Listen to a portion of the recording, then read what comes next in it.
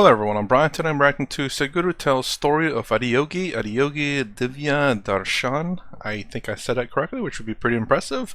3D laser show. Mahashivratri 2021. Again, I don't know if I said that one right though. Anyways, just go ahead and get started. I don't know what else to say.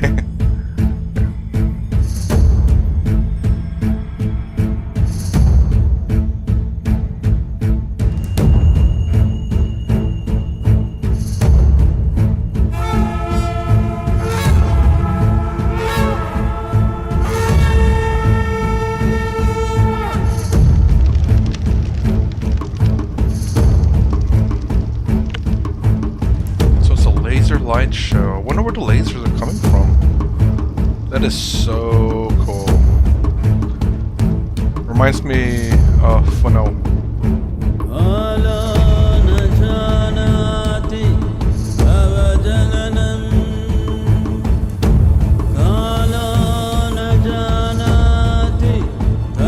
is so cool. I wonder where the light lasers are at there.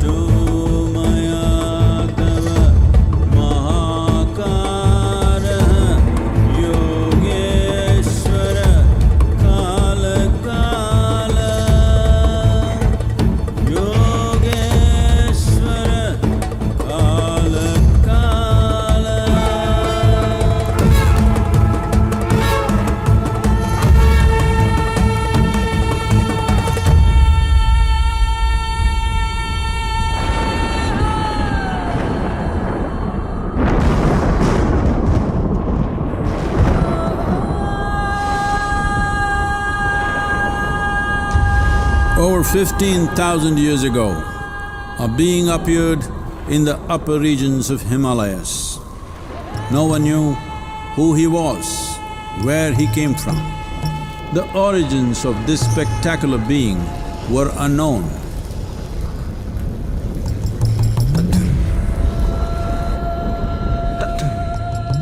When his ecstasy allowed him some movement, he danced wildly.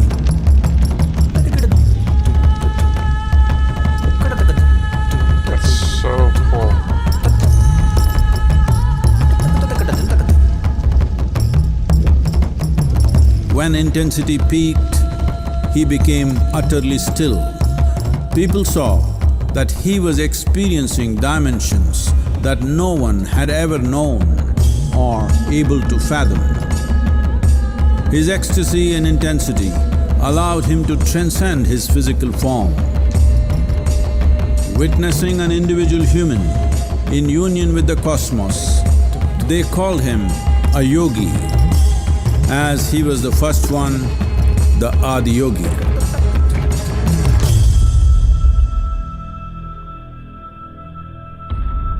Real quick, so does Adi mean…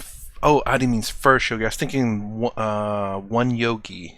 One yogi, Adi as in one, but maybe Adi as in first yogi.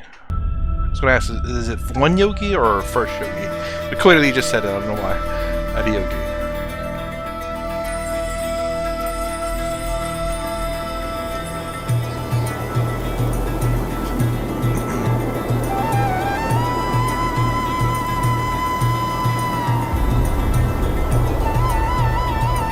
That is so cool.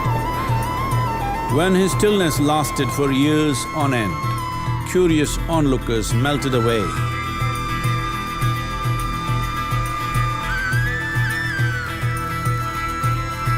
Only 7 seekers remained, as they could not tear themselves away from him.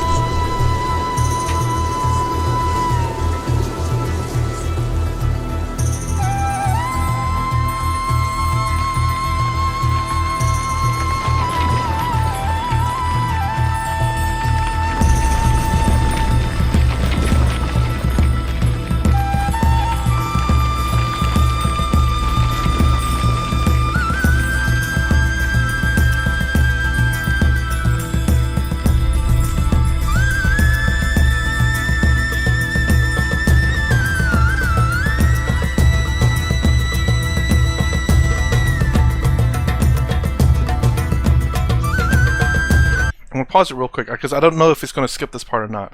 I remember either Swami Sarvarpiyananda or Swami Taratmananda talk about the 7 sages that went out into the world. I was going to ask, are these the 7 sages that they were talking about as well? Again, Sadhguru never talks about whether he is for Advaita Vedanta. I know he talks about Shiva a lot, but I don't know. I think also Sadhguru is not a traditionalist, as in it's not taught by the books. He's a self-taught guru. So it seems like there seems to be a lot of relations between what he follows along the lines of Advaita Vedanta, I believe. But maybe this is just the basis of Hinduism, maybe. I don't know what the root way of life is. Hinduism then sprouted Advaita Vedanta. You have Buddhism. I don't know what other followings there are. There's like, what's it? There's a couple that Swami Sarvarpiyananda talks about, like.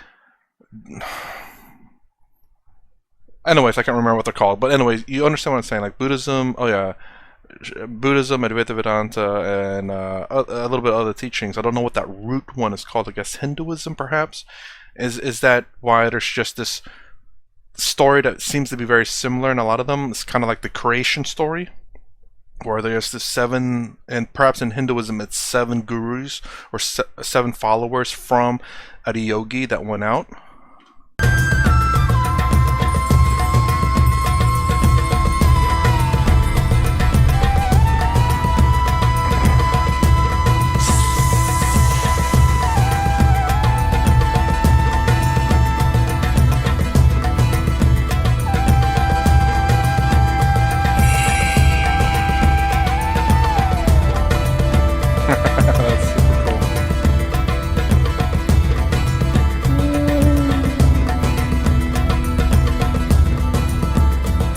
Oh, it's really nice. They did shadows too. That's really cool.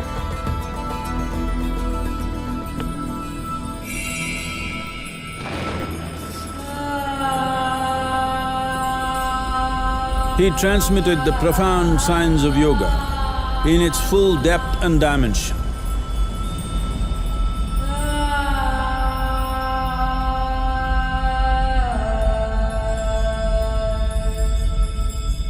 He expounded 112 methods of attainment, offering his disciples access to the deepest innards of creation.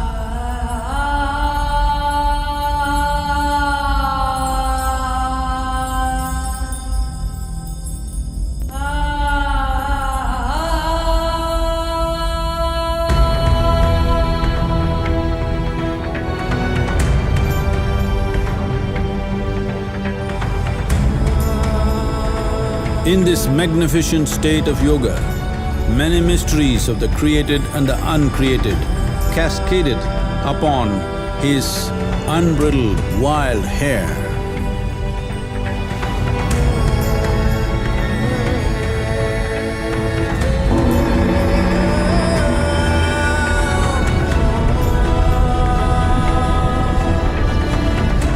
It was a vision of the very core of the cosmos in all its profundity and magnificence, a vision of the unfathomable mysteries of the universe, a most overwhelming vision the sages and Devi Parvati had ever witnessed.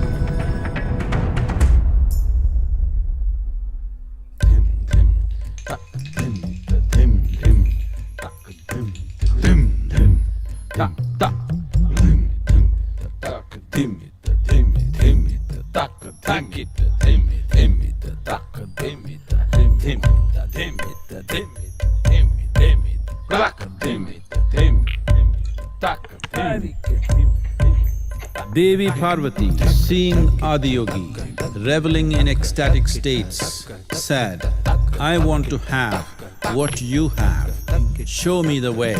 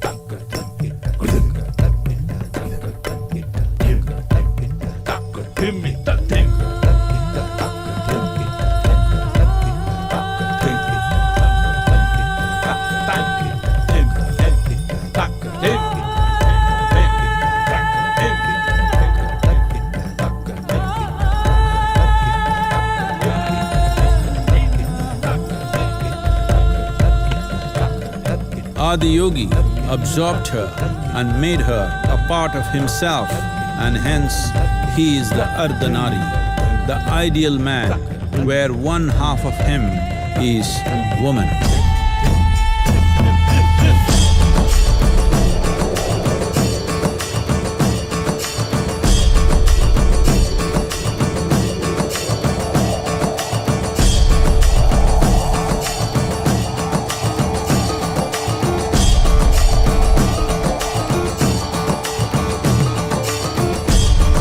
I guess the question here, why would he be an ideal man if he's half woman?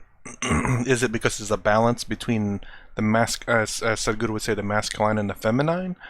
I figured maybe the ideal man would be 100% man and the ideal woman would be 100% woman, but maybe the ideal person, maybe it's a balance of both? I'm not sure. Again, I don't know why would an ideal person, I mean, I can get the person, but ideal man to be half a woman. Or what is the meaning behind half woman? Is it, again, like I said, probably the balance between the feminine and the masculine? Perhaps? Let me know.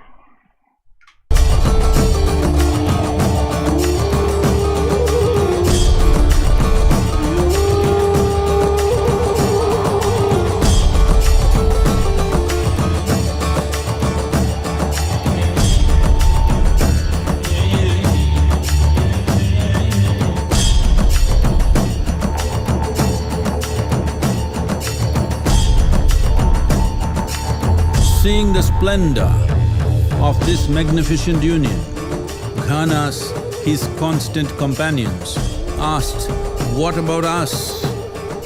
Adiyogi said, "Just drink of me," which drove them into intoxicated raptures.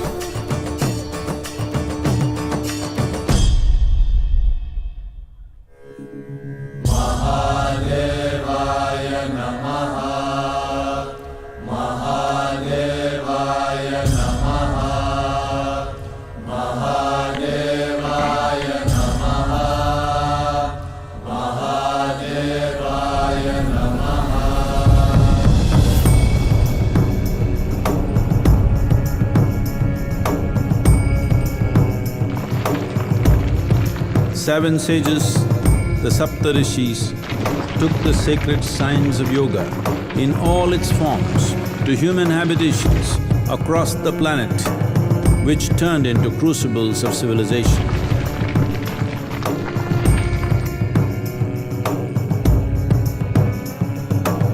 Okay, maybe it was a Sadhguru video that I watched, not talking about the seven rishis. But then again, Swami Taratmadanda also talks about the rishis as well, but he doesn't, I don't remember if he says a number of them or not. And another question real quick to my previous question, what would be the perfect woman?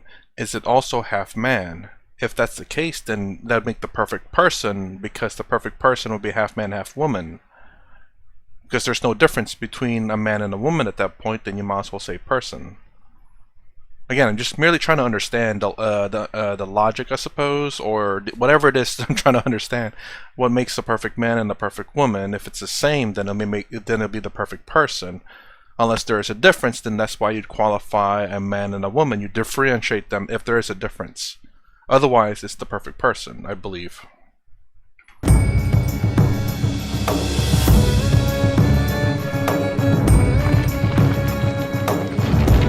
Is that Mayan temple in South America, maybe Central America? I have no idea where that's one is at.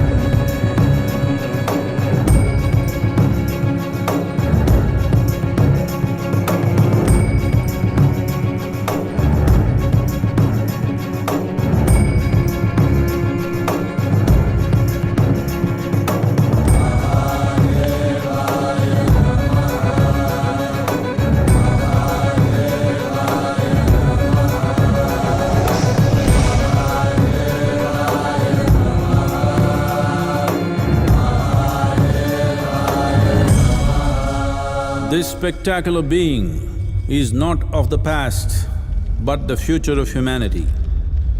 To move humanity from hallucinations of ups and downs to nameless ecstasies of one's interiority. Mahadevaya Namaha, Mahadevaya Namaha, Mahadevaya Namaha.